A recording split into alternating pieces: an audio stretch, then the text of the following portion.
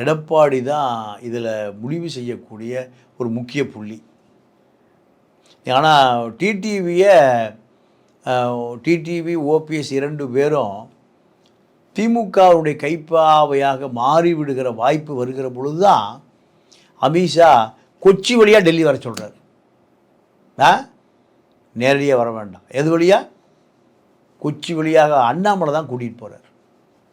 அண்ணாமலை தான் டிடிவியை எடப்பாடியிடம் சேர்க்க விடாமல், ஓபிஎஸ்சி சேர்க்க விடாமல் தடுத்த ஒரு சக்தி அவர் தான்.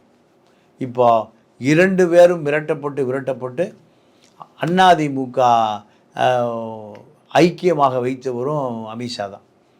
நீங்கள் மதுராந்தகம் ஏரிகாத்த ராமர் கோயில் அந்த பொதுக்கூட்டத்தோடு அதிமுக 5 உடைஞ்சு 6ஆக உடைந்தது, 7ஆக உடைந்தது. இதையும் உருவாக்குனது திமுக ஐடி விங்கும் ஆதவர்ஜுன் ஐடி விங்கு தான்.